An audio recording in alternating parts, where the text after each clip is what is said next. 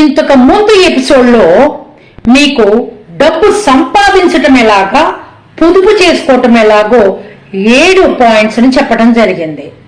ఇప్పుడు నేను చెప్పబోయే ఈ వీడియోలో డబ్బు ఎవరి వద్ద నిలవద్దు చెప్తున్నాను. వెళ్ళిపోదామా వీడియోలోకి.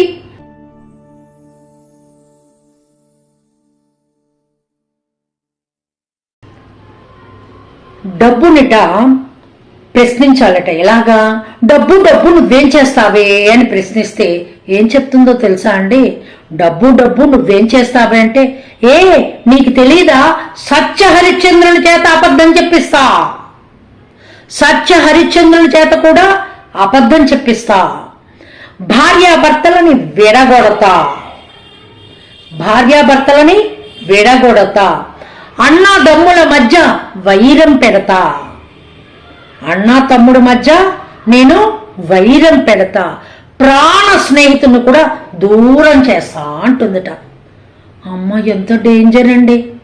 భార్యాభర్తలను విడగొడుతుందిట, మిత్రులను దూరం చేస్తుందిట, అన్నదమ్ముల మధ్య వైరం పెడుతుందిట, అబద్ధాలు కూడా చెప్పిస్తుంది. సత్య హరిశ్చంద్రుడి చేతే అబద్ధాలు చెప్పించిందంటే మనం సామాన్యులం, అబద్ధం చెప్పిస్తాం. కాబట్టి రంగురంగుల కాగితం మనకి రంగురంగుల లోకాలకి తీసుకెళ్ళి మన కళ్ళని బయలు గమ్మిచ్చేసేసి పొరలు గప్పేసి మనం అబద్ధాలు చెప్పటానికి ఏం చేయటానికైనా వెనకాడంట. అలాంటిది మరి డబ్బు లేకుండా మనకి జీవితమే నడవదు కదా. డబ్బు కావాలి, డబ్బు కావాలి. మరి దాన్ని నిల్వ ఉంచుకోవాలి అంటే మనము ఎటువంటి లక్షణాలు కలిగి ఉండాలి, ఎలాంటి లక్షణాలు ఉండకూడదో ఈరోజు నేర్చుకుంటామండి ఈ వీడియోలో. మీరు చెప్పే ఈ 5 లక్షణాలు కూడా మీలో ఉండకుండా ఉండాలి. ఈ 5 లక్షణాలు ఉన్నాయో మీ దగ్గర డబ్బు నిలవే ఉండదు. ఏంటి 5 లక్షణాలు? అందులో మొదటి లక్షణం 5 అని చెప్పాను. మొదటి లక్షణం ఏమని చెప్తున్నానండి? ఏ పనిని కూడా సాగతీయకూడదు. అంటే ఏంటండి? ఏదన్నా ఒక పని నీకు ఇచ్చినప్పుడు వెంటనే ఆ పని జరిగిపోవాలి. రేపు మాపు అని ఆపేయటం, బద్ధకంతో ఉండటం, 24 గంటలు నిద్రపోతూ ఉండటం, ఇలాంటి వారి ఇంట్లో అసలు డబ్బు నిలవదండి. వచ్చినా కూడా నిలవదు. 24 గంటలు కొంతమంది పడుకొని ఉంటారండి. అలాంటి వాళ్ళ ఇళ్లలో డబ్బు నిలవదు. ఇల్లు శుభ్రం ఉండాలి, చక్కగా కూర్చున్న లక్ష్మికి పూజ చేయాలి. ఇంకొకటి, నిలబడి ఉన్న లక్ష్మిని కూడా పూజించొద్దు, చెంచల లక్ష్మి వెళ్ళిపోతుంది అంటారు. కాబట్టి మనం ఇంట్లో ఉండే విగ్రహాలు కానివ్వండి, పటాలు కానివ్వండి, మనము కూర్చుని ఉన్న లక్ష్మిని పూజ చేస్తూ ఉంటాం, నమస్కారం చేస్తూ ఉంటాం. అయితే పనిని మాత్రం సాగదీయకుండా, బద్ధకం లేకుండా, నిద్రమత్తు లేకుండా అప్పటి పని అప్పుడే కంప్లీట్ చేసే వాళ్ళ ఇంట్లో డబ్బు నిలవ ఉంటుందటండి. ఇది మొదటి లక్షణం. ఈ లక్షణాన్ని కూడా మీరు కలిగి ఉండండి. రెండవ లక్షణం చెప్తున్నానండి. మామూలుగా ఒక పద్యం ఉంది, వేమన శతకంలోని పద్యం ఉంది. ధనము కూడబెట్టి దానంబు చేయక తాను తినక లెస్స దాచుకొనగా తేనెటీగ గూర్చి తెరువరికీయదా విశ్వేదాభిరామ వినురవేమ.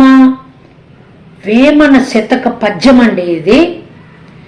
మనము సంపాదించిన ధనము దానం చేయాలి, మనము చక్కగా భోగం అనుభవించాలండి, ఆ డబ్బుని అనుభవించాలి.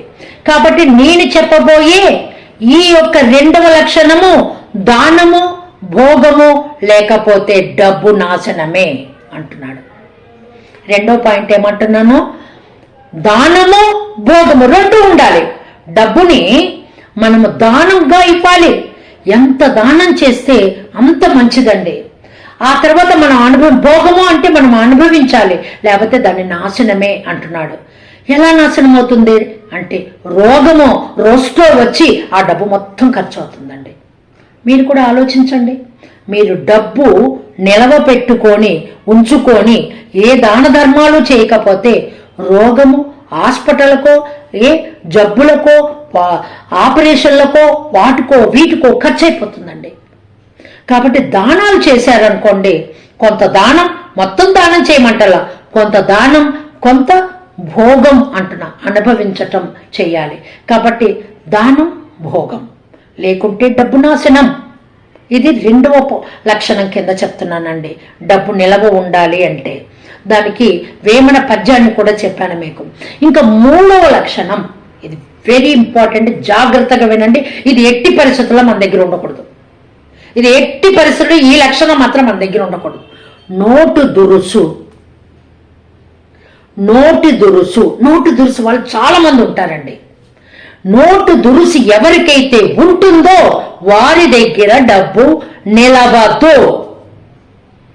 విపరీతం కోపంతో చాలా మంది వాయిస్ ఇలా పారేసుకుంటారండి, మాటలను వదిలేస్తూ ఉంటారండి.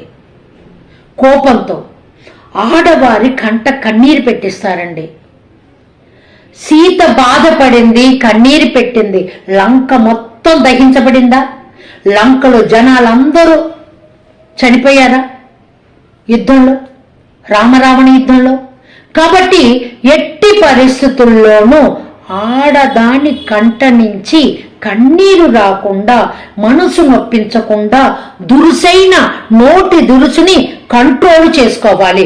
ఇది వెరీ ఇంపార్టెంట్, అండర్లైన్ చేసుకోవాల్సిన విషయం. అది ఆడవారికి ఉన్నా మగవారికి ఉన్నా నోటు దురుసు ఉన్న వారి ఇంట్లో డబ్బు నిలవద్దు. ఇది రాసిస్తానండి. నోటు దురుసుతో మాట్లాడటం, కోపంతో మాట్లాడటం, వీళ్ళు ఇంట్లో బాధపడటం, ఏడుపులు, రాద్ధాంతం ఇలా ఉన్న ఇళ్లల్లో డబ్బు నిలవద్దు. వస్తుంది, పోతుంది, వచ్చి ఎలా పోతుందో తెలియదు, అలా అయిపోతుంది ఖర్చు. అర్థమైందండి? కాబట్టి ఈ మూడో లక్షణం నోటు దురుసుతనం ఉండకూడదు. మొత్తం 5 అన్నానండి. ఇప్పుడు నేను చెప్పేది 4వ లక్షణం, దుర్జనులతో స్నేహం. ఇది ఇంతకు ముందు కూడా చెప్పానండి. పామునన్నా పాలు పోసి పెంచొచ్చేమో కానీ దుర్జనుడు, చెడ్డ గుణాలు ఉన్నవాడు నీతో ఉంటే నీ దగ్గర డబ్బు నిలవదు.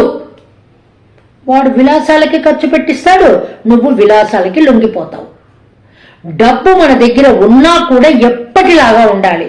అందుకే ఏమని చెప్పాను ఇంతకు ముందు వీడియోలో, నడక నడత అని చెప్పాను. ఎవరితో స్నేహం చేసినా దుర్జనులతో మాత్రం ఎట్టి పరిస్థితుల్లో స్నేహం చెయ్యవద్దు. ఇంకా విష సర్పాలతో చేసినా పర్వాలేదు అని చెప్తున్నాడండి ఈ 4వ పాయింట్లో. ఆ తర్వాత వెరీ వెరీ ఇంపార్టెంట్ పాయింట్, 5వ పాయింట్, మోసం. మోసంతో డబ్బులు తెచ్చామనుకో, మోసంతో తెచ్చినది కొన్నాళ్ళ వరకే. ఎన్ని? 1, 2, 3, 4, 5 సంవత్సరాలు ఏమన్నా ఉంటుందేమో నీ దగ్గర, భోగాన్ని అనుభవిస్తావేమో. దానికి తర్వాత ఆ మోసపు డబ్బే కాకుండా నీ దగ్గర డబ్బును కూడా కలిపి అది లాగేసుకొని తీసుకొని వెళ్ళిపోతుంది. కాబట్టి మోసం ఉండకూడదు, మోసంతో డబ్బుని సంపాదించకూడదు. ఈ 5 లక్షణాలు ఈ ఉన్న వారి దగ్గర డబ్బు ఉండదండి. ఈ 5 లక్షణాలకి దూరం ఉంటారని నమ్ముతున్నాను. ఓకేనా? 5 పాయింట్లు గుర్తుంచుకుంటారు కదా. సర్వే జన సుఖినో భవంతు. స్వస్తి.